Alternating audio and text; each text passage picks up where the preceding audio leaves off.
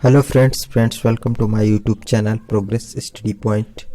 Friends, इस video में आप देखेंगे जनरल प्रेगनेंसी यानी कि मिडवाइफरी से रिलेटेड इम्पॉर्टेंट क्वेश्चंस, और ये वीडियो आपका पार्ट नंबर 34।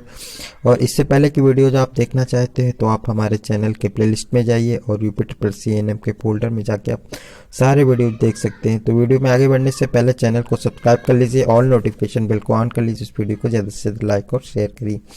फ्रेंड्स, सबसे पहला क्वेश्चन है पेलेग्रा किसकी कमी से होता है? तो ऑप्शन है राइबोफ्लाविन, नियासिन, एस्कॉर्बिक एसिड और थायमिन। ओके, तो पेलेग्रा किसकी कमी से होता है? ये होता है नियासिन की कमी से। ओके, नियासिन की कमी से क्या होता है? पेलेग्रा होता है, यानी कि आंसर आपका होगा बी। और नेक्स्ट क्वेश्चन हमारा है बच्चों में इन्फेंटोमीटर से क्या रिकॉर्ड करते हैं? ऑप्शन है सिर की माप, वजन, ऊंचाई और फोंटानेल। ठीक है, तो इन्फेंटोमीटर से क्या रिकॉर्ड करते हैं? उसकी ऊंचाई नाप करते हैं। और ये कब यूज किया जाता है? जब लाइंग पोजीशन में बच्चा होता है, माना लेटा हुआ है, तो उस टाइम इन्फेंटोमीटर से उसकी क्या लंबाई हम नापते हैं, रिकॉर्ड करते हैं। तो ऑप्शन है आपका सी। नेक्स्ट क्वेश्चन है रेबीज रोग का एक दूसरा नाम क्या है? रेबीज का एक दूसरा नाम क्या है? आपका ब्लैक फीवर और स्ट्रीट फीवर, हाइड्रोफोबिया और येलो फीवर। तो आप जानते हैं कि रेबीज पागल कुत्ते के काटने से होता है, और इसमें रोगी क्या होता है? पानी से काफ़ी डरने लगता है, पानी को देखकर भागता है और भयभीत होता है।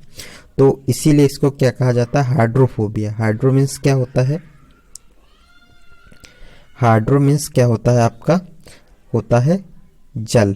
ठीक है, फोबिया क्या मतलब होता है? डरना। ठीक है, फोबिया का मतलब होता है डरना, यानी कि पानी से डरना, यानी जल से डरना।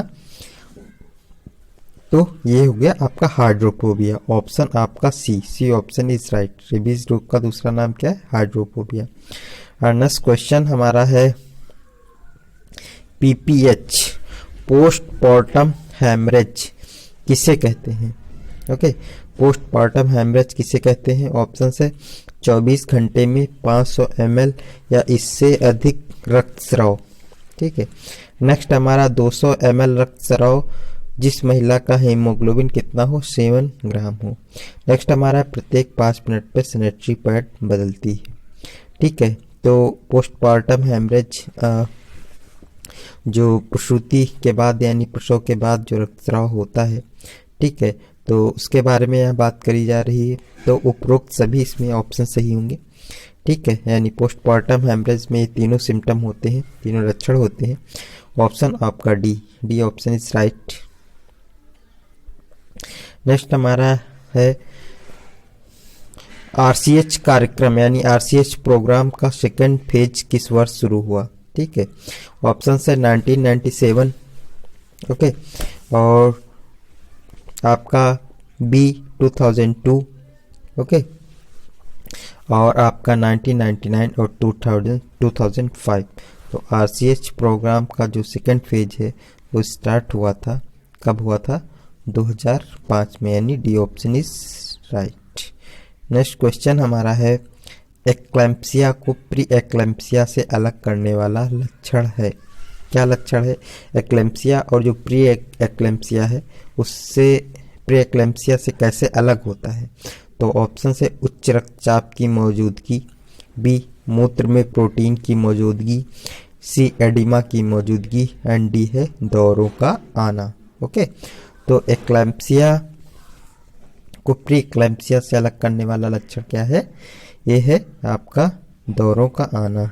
ठीक है, दौरे जब आते हैं, ठीक है, तो उसको क्या कहते हैं? ये प्री एक्लैम्प्सिया से अलग करने वाला लक्षण होता है। ठीक है, यानी कि प्री एक्लैम्प्सिया में उच्च रक्तचाप की मौजूदगी, मूत्र में प्रोटीन की मौजूदगी, एडिमा की मौजूदगी यानी सूजन होना। ठीक है, तो ये प्री एक्लैम्प्सिया और एक्लैम्प्सिया में क्या होता है? दौरे भी आते हैं, इसलिए ये इससे अलग हो जाता है, यानी ऑप्शन आपका डी। नेक्स्ट क्वेश्चन है हमारा एक गर्भवती महिला में एक प्रेग्नेंट वुमेन में किस बीमारी का पता लगाने हेतु एलाइजा टेस्ट किया जाता है? ओके, तो ऑप्शन है HIV, बी पीलिया, C hepatitis B and D है तपेदिक। तो गर्भवती महिला में एलाइजा टेस्ट किया जाता है किसका पता लगाने के लिए? हेपेटाइटिस बी का पता लगाने का, यानी C option is right, hepatitis B का पता लगाने के लिए।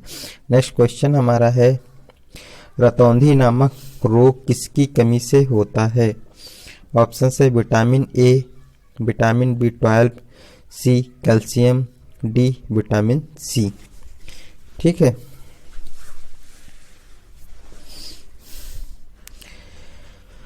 तो रतौंधी नामक रोग होता है आपका विटामिन ए की कमी से। ठीक है, ए विटामिन ए की कमी से होता है रतौंधी नामक रोग। एंड नेक्स्ट क्वेश्चन हमारा है प्रसव की तृतीय अवस्था के सक्रिय प्रबंधन में ऑक्सीटोसिन की दी जाने वाली मात्रा है, क्या मात्रा है? 5 IU, 10 IU और आपका 15 IU और 20 IU। तो जो आपकी दी जाती है ऑक्सीटोसिन वो कितनी? 10 IU दी जाती है, यानी 10 IU। ठीक है, यानी कि B option is right. Next question हमारा है एनीमिया रोग के लक्षण हैं, क्या है एनीमिया रोग के लक्षण? यानी कि रक्ताल्पता। ऑप्शन से भूख नहीं लगना, सांस लेने में कठिनाई, त्वचा का पीलापन और उपरोक्त सभी। ओके, तो एनीमिया रोग के लक्षण ये सभी हैं। ओके, यानी कि एनीमिया जब होता है तो भूख भी नहीं लगती है, और जब आप कोई काम करते हैं तो बहुत जल्दी थक जाते हैं और ऐसा लगता है कि सांस फूल रही है, यानी सांस लेने में कठिनाई में, और जो त्वचा है, स्किन है, वो येलोइश हो जाती है। ठीक है, क्योंकि हीमोग्लोबिन जब कम हो जाता है, RBC कम हो जाता है, तो क्या हमारी स्किन येलो दिखाई पड़ने लगती है, यानी कि ऑप्शन है D, D option is right. Next question हमारा है हाइपरमेसिस ग्रेविडेरम से आप क्या समझते हैं? तो ऑप्शन है गर्भावस्था के दौरान होने वाली अत्यधिक उल्टी जो कि महिला के स्वास्थ्य पर नकारात्मक प्रभाव डालती है, वो स्थिति जिसमें गर्भाशय के निचले खंड में आरोपित हो जाती है। नेक्स्ट है आपका प्लेसेंटा का समय पूर्व पृथक हो जाना। डी वो स्थिति जिसमें निषेचित अंडा गर्भाशय गुहा के अलावा अन्य किसी स्थान पर आरोपित होता है। ठीक है, तो आंसर क्या होगा? आपका आंसर होगा राइट। ठीक है, यानी कि गर्भावस्था के दौरान होने वाली अत्यधिक उल्टी जो कि महिला के स्वास्थ्य पर नकारात्मक प्रभाव डालती है, इस स्थिति को हाइपरमेसिस ग्रेविडेरम कहते हैं, यानी कि A option is right. Next question हमारा है प्रसव पूर्व देखभाल की कम से कम कितनी विजिट होती है? ऑप्शन है 5, 4, 6 और 3। तो प्रसव पूर्व देखभाल की कम से कम विजिट कितनी होती है? 4, यानी कि बी ऑप्शन इज राइट। ठीक है, यानी 4 कम से कम विजिट होती हैं। नेक्स्ट क्वेश्चन हमारा है आपका निम्न में से कौन सा अंडाशय का मुख्य कार्य है? यानी जो आपका अंडाशय है उसका मुख्य कार्य क्या है? अंडोत्सर्ग, भ्रूण का पोषण, आरोपण यानी इम्प्लांटेशन एंड शिशु का जन्म। ओके, तो अंडाशय यानी ओरी का मुख्य कार्य है अंडोत्सर्ग यानी कि ओवुलेशन। ठीक है, जब अंडोत्सर्ग यानी कि जब अंडा फैलोपियन ट्यूब में आता है, ठीक है, तो ये है आपका ओरी यानी अंडाशय का मुख्य कार्य। ठीक है, और वहीं पे फैलोपियन ट्यूब में ही स्पर्म मिलता है, और वहाँ पे ही क्या होता है, फैलोपियन ट्यूब के जो एम्पुला पार्ट होता है उसमें क्या होता है, फर्टिलाइजेशन होता है। ओके, और उसके बाद जो अंडा होता है वो फिर यूट्रस में जाके इम्प्लांट होता है, उसकी दीवार में चिपक जाता है और वहाँ पे उसका आरोपण होता है, इम्प्लांटेशन होता है। तो A option is right. And next question हमारा है कौन सा हार्मोन प्लेसेंटा द्वारा स्रावित नहीं होता है? ठीक है, कौन सा हार्मोन प्लेसेंटा द्वारा स्रावित नहीं होता है? तो ऑप्शन है एस्ट्रोजन, बी है प्रोजेस्टेरोन, सी है HCG एंड डी है टेस्टोस्टेरोन। ठीक है,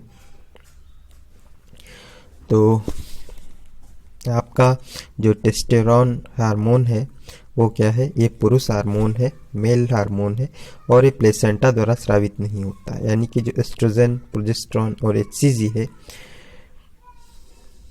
तो ये क्या है, ये तीनों हार्मोन प्लेसेंटा द्वारा स्रावित होते हैं, और डी आपका स्रावित नहीं होता है, यानी D option is right. Next question हमारा है, निम्न में से कौन सा एक प्राथमिक स्वास्थ्य देखभाल का सिद्धांत है? ऑप्शन स्वास्थ्य, शिक्षा, पोषण, न्याय संगत वितरण और टीकाकरण। तो इसमें आपका सी ऑप्शन इज राइट। ठीक है, ये प्राथमिक स्वास्थ्य देखभाल का सिद्धांत है, यानी कि C option is right. Okay, तो फ्रेंड्स अगर आपको वीडियो अच्छा लगा तो प्लीज़ इस वीडियो को ज़्यादा से ज़्यादा लाइक करें, चैनल को सब्सक्राइब करें और अपने फ्रेंड सर्कल में से शेयर ज़रूर करें, और कमेंट सेक्शन में प्लीज़ ज़रूर बताएं आपको वीडियो कैसा लगा और आपके टोटल क्वेश्चंस कितने सही हुए। ठीक है फ्रेंड्स, तो ऐसे ही वीडियोस आपको इम्पोर्टेंट टॉपिक्स में मिलते रहेंगे। Thank you so much for watching my video.